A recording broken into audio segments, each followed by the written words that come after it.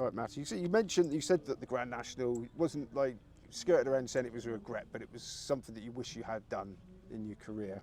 Are there any sort of particular events or what ifs that you sort of look back on and think maybe if this had happened, that would have happened?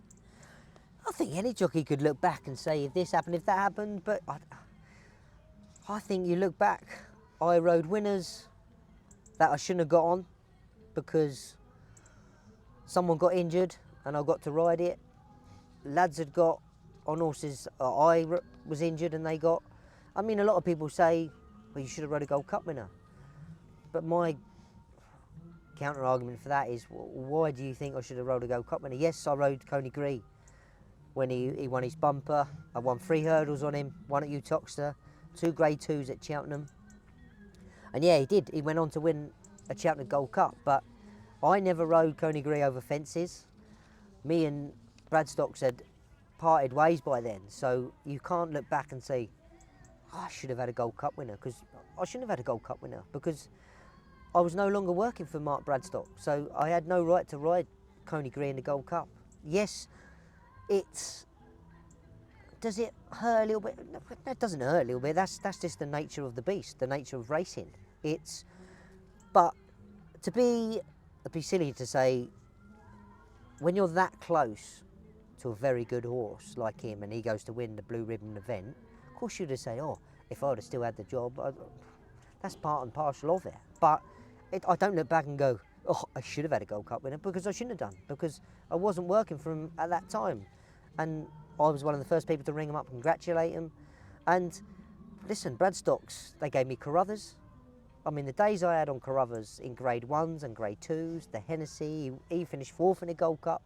So for me to walk into the enclosure in a Gold Cup, I just got chinned on the line. I was going to be 3rd, just got chinned on the line. But to walk into that amphitheatre, even though I hadn't won, but to walk into there and finish 4th in a Cheltenham Gold Cup, that to me, I'll cherish that memory. And you would get people say, oh, you should have rode. No, I shouldn't have rode a Gold Cup winner, because that was my time with Bradstock was over then, and so I don't look back on that. It was nice to come. When everyone asked, I say I rode 2 Cheltenham Gold Cup winners, not in the Gold Cup, but I was lucky enough to ride Best Mate and Coney Gree. So it's the Bradstocks are interesting people to work for, weren't they? They have some interesting tactics, like sheep leading in horses and stuff like that. Oh yeah, they had their ways, but it worked. A lot of people would question what they'd done, but listen, if you look back over the years, they've won a Cheltenham Gold Cup, they've won a Hennessy. They know how to train a good horse, and Mark had a very good eye for a good horse, and he had a couple of nice ones come along, and I will. Thankful for them, because they gave me some of, if not the best days in my career. Okay, now it's interesting you said they had a good eye. You had a good eye for a jockey. Now I don't even know if you remember this, but I found an interview or a question and answer session that you did in 2010 where you predicted Brian Hughes is going to be a future star. Yeah, Brian, yeah. I mean, anyone could say, Stevie Wonder could have told you that, Simon. He just had it, you know, he was stylish, it came very easy for him. And he just needed, again, it was just that luck of finding a trainer. He was up north, which is, if you look back over the years, I don't think you'll find many champion jockeys that ride in the north solely and become champion jockey. And Brian joined Donald McCain, and Donald had numerous amounts of horses. He probably at the time he didn't have your Cheltenham horses, your entry winners, but there weren't many days. If you looked at the results, Brian was having 2-3 winners every day up north, and then when he did come down south, he got a couple of good rides. And yeah, listen, I'm glad my prediction came right, because he is good. He is still very good, and he's one of the very best. Okay, now you talked about Jersey before, so you've had a sort of autumn of your career, very successful over there, because you were champion. Was it for 3 years in a row, 2014, 15 and 16? Yep. And for those of us who don't know much about racing in Jersey, which includes me, apart from what I was Googling recently, can you tell us a little bit about it? You had 2015, for example, you had 44 rides and 17 winners. Yeah. Good strike rate. Yeah, it was good. Yeah, it was lucky. So I was lucky. I'd gone over there. It was only because Gordon Schenken was the first trainer I rode for over there, and he had been working for Martin Pipe many years ago, and of course he knew Jamie. So he initially asked Jamie to go over there, and Jamie was quite busy. And lucky for me, Jamie put my name forward. He said, "If you ask Batch will come over for you." And so I started going over to Jersey, and Gordon and his wife had a few horses in training, and I rode him a few winners. The first year I was over there, and then I started riding for Alison Malzard. A lot of viewers know Victoria Malzard from over here, very successful amateur. So I started riding for her mum, she's one of the top trainers over in Jersey. So the winners became, I mean, I don't think there was a stage there. There wasn't many meetings. I wouldn't go home without a winner or a double. I never rode a treble over here. Rode a few doubles over here, but I rode a few trebles in Jersey. I was just getting on good horses, and then Neil Mulholland took some over. George Baker. I mean, even you could have won on time. They were that easy. Trust me, they were that easy to win on. They made me look a lot better than I was. Like I said, anyone I've spoken to about you, they've all said, "Oh, great guy, makes everybody laugh." Like, have you always been like a natural sort of joker, the life and soul? Ever since school, I think, Simon. Yeah, there was me and my mate was at school. Doggy, Mark, Doggy. Very well done on the flat, old Doggy.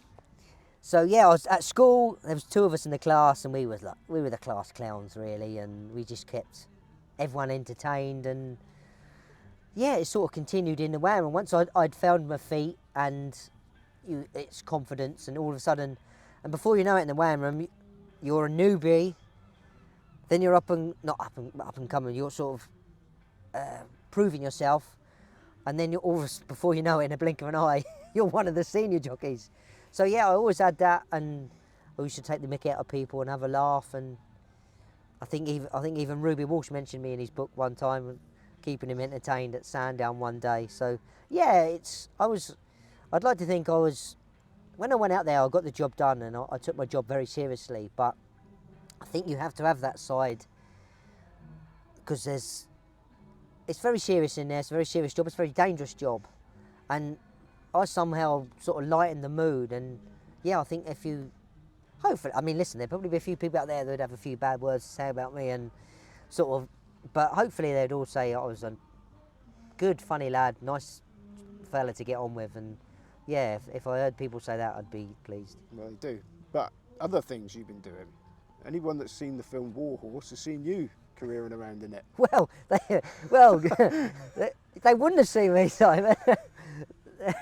Well, I was in it along with a few other jockeys that you would have seen, but we done a couple of days filming down in Reading, and there was loads of us, and we all went down, and we arrived on set, and we were classed as horse experts. So we've gone in, we've had our hair cut, we've been given costumes, we've had makeup on. I was like, we must be really close to the camera here. We're like, they've gone all out on us. We're going to be like on film. We're going to be in a Steven Spielberg film. So we've arrived on set. It was a massive field in Reading, and it was the scene. But people who've seen the film will know the scene where the whole of the German army runs out of the forest, and there's this big war scene. So anyway, everyone's shouting action. We're coming out, and anyway, if you watch the film, well, I promise you now, Simon, I could have had an luminous pink shell suit on, long hair, and you still wouldn't have seen me. I was that far down the shot. But it was good because we filmed that, and then they filmed another shot with Cumberbatch, and we were standing behind the camera and we were watching it, and they cut about, I don't know how many times, but he had Steven Spielberg there shouting his orders and then filming this scene. And like, we was there all day, and we was talking to someone, and they said, like, you could do 8-9 hours of filming, and during that day you'd be very lucky if you got about 2 minutes of the film. It was just to see what goes on at the films, and the background of it is just, it's unbelievable. But that's something that you enjoyed doing, though. Oh yeah, it was great. Yeah, I've done a few things. I've done War Horse. You have done a few things. Hang on there, let me work my way down to them. One thing I do know is you're a merciless host at Cheltenham previews, as I found out to my cost. I mean, is that the sort of thing you enjoy doing as well? Yeah, I enjoy doing Cheltenham previews. Done a couple of after dinner speaks as well. I helped a mate out years ago. He got let down by a cricketer. Don't know who he was. I would have named it, shamed you. They let him down, and he asked me to go and do a after dinner speech. And he said, I said, look, what do you want me to talk about? He said, look, all them stories you've told me over the years. He said that they're funny. Like people that work in offices and business people, like they find that interesting. That went down well. And funny enough, I'd done one 3 weeks ago. Mrs. Balding rang me up and they'd had a big owners' day. She said, look, we know you're retired and people have said, like, you're quite funny. Would you be interested in coming and do an after dinner speech, tell them about the career and stories? And yeah, I think it went well. I got a lot of good feedback. So I enjoy getting up and speaking like that, and you can always tell where it's going to go if you're opening line. If you get a laugh, then that eases you into it, and then if you don't get a laugh, you're like the old tumbleweed moment. But hopefully my first line, if that didn't get a laugh off someone, then I'm struggling.